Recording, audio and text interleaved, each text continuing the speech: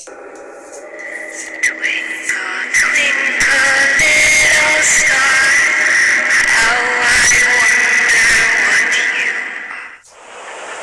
कहानी है एक गांव में रहने वाले भोला की। भोला की 2 साल पहले शादी हुई थी और अब उसकी पत्नी गर्भवती थी। घर में नया मेहमान आने वाला था, इसलिए दोनों काफी खुश थे। एक दिन भोला की पत्नी सावित्री के पेट में दर्द शुरू हुआ। भोला ने फौरन ही उसे अस्पताल में भर्ती करवाया।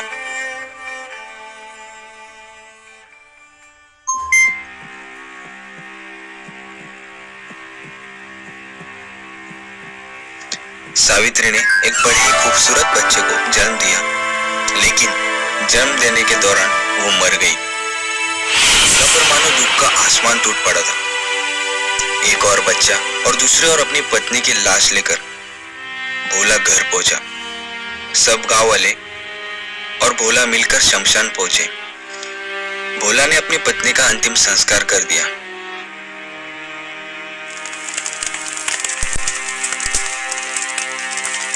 तभी गांव के मुखिया भोला के पास आए और उन्होंने कहा, भोला, अगर आज घर जाते वक्त गलती से भी पीछे मुड़कर मत देखना। प्रसव के दौरान मरने वाली महिलाओं के रूह के लौटने की संभावना अधिक होती है। अगर वो वापस आई तो अपने वर या बच्चे को साथ लेकर जाने की पूरी कोशिश करेगी। भोला ने ठीक वैसे ही किया जैसे मुखिया जी ने कहा, लेकिन पत्नी को खो देने का गम उसे अंदर ही अंदर खाए जा रहा था। उसी रात उसके सपने में उसकी पत्नी आई। उसकी पत्नी खूबसूरत दुल्हन की तरह सजी थी। वो इतनी खूबसूरत दिख रही थी कि जो कोई उसे देखेगा बस देखता ही रह जाएगा। वह बोली, कल अमावस्या की रात है। अगर तुम मुझे पाना चाहते हो तो कल ठीक 12 बजे एक काला धागा शमशान के पास वाले बरगद के पेड़ को बांधना होगा, और हाँ, मेरा नाम भी लेना होगा। मैं तुम्हारे पीछे पीछे घर आ जाऊंगी। इतना बोलकर वो वहां से गायब हो गई। भोला की नींद खुल गई।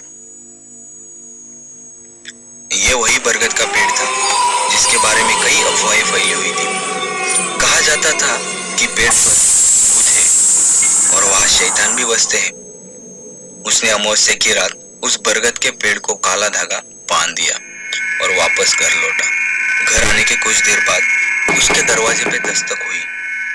उसने दरवाजा खोला तो सामने ही उसकी पत्नी शादी के लाल जोड़े में मांग में सिंदूर लगाए खड़ी थी।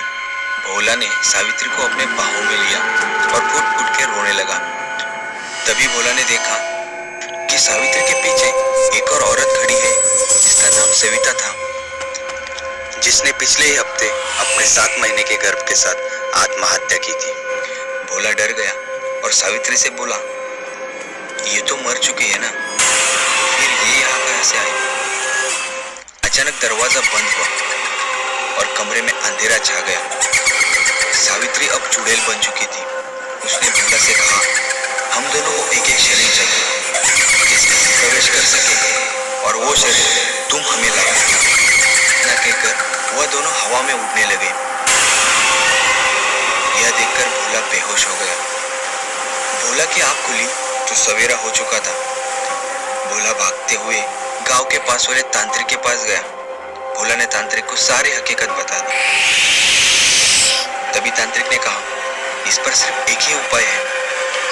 तुम्हें आटे की गुड़िया बनानी होगी।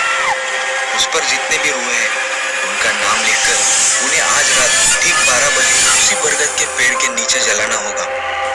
तभी तुम्हें इन रूहों से छुटकारा मिल सकता है। और हाँ, याद रहे, यह करते वक्त वो रूहें तुम्हें बहुत तकलीफ देंगी, लेकिन तुम्हें बिना डरे भगवान का नाम लेते हुए इस काम को अंजाम देना होगा। तांत्रिक के कहने के मुताबिक भोला ने वो गुड़िया बनाई और रात होते ही शमशान की ओर चल पड़ा। जैसे ही वो बरगद के पेड़ के नीचे पहुंचा और वो गुड़िया जलाने लगा, अचानक तेज आंधी शुरू हुई। अजीब अजीब आवाजें आने लगी। दबाव महसूस हुआ। तब उसने देखा कि सावित्री की रूह उसका गला दबा। भोला जोर जोर से हनुमान चालीसा पढ़ने लगा और गुड़िया जैसे ही वो गुड़िया जल के राख हो गई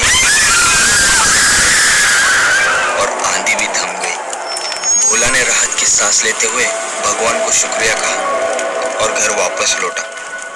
अगले ही दिन सब कुछ ठीक चल रहा था।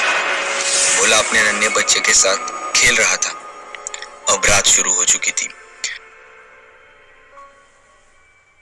भोला ने अपने बच्चे को सुलाने के लिए गोद में उठाया।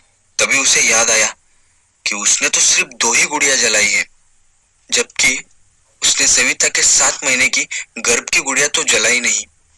तभी अचानक उसने अपने बच्चे की ओर देखा और